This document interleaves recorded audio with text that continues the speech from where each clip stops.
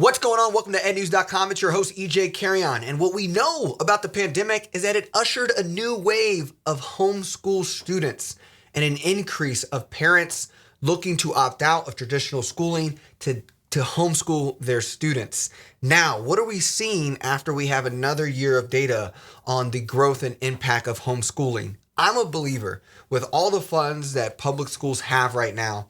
I think they should be very focused on investing in infrastructure that allows them to build digital spaces, digital support, and then also more autonomy and freedom for families. Because as millennials get older and as and they have teenagers and they have kids, flexibility, convenience is going to be a major key of who wins the public school enrollment game.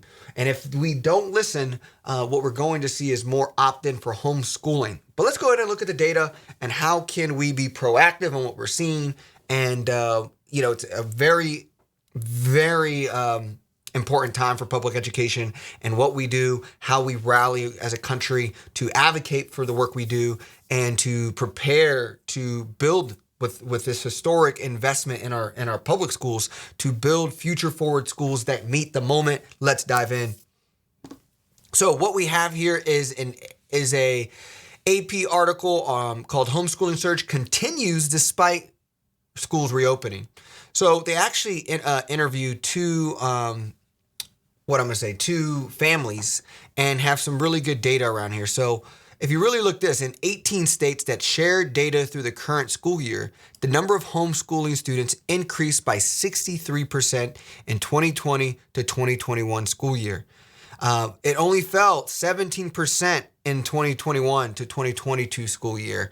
And so that is the rate of increase. So you're still seeing this, be a big thing. And we saw that the rise of homeschooling really got to about 3%. And then kind of flatten off, if you would, right? But now you're seeing a rise. Now, the other big kicker that I think is the idea of who is doing homeschooling is also changing.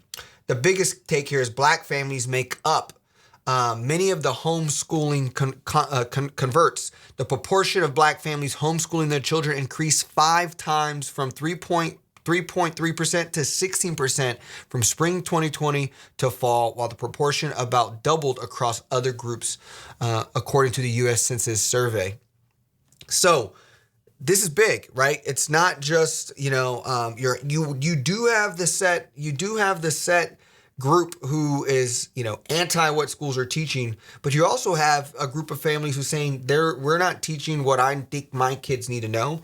And you're also seeing, right, in the article, there's conversations around flexibility, the convenience, and also just how it fits for different families. And so thought this was an important article with important data about homeschooling. I would love to know, what is your school doing? What is public schools doing to adapt to families' wants of flexibility, convenience, access, customization, because this is going to be kind of the fork in the road of what future forward schools look like to meet more agile families. So thank you for watching Ed News. Looking forward to hearing your feedback. The article will be in the description.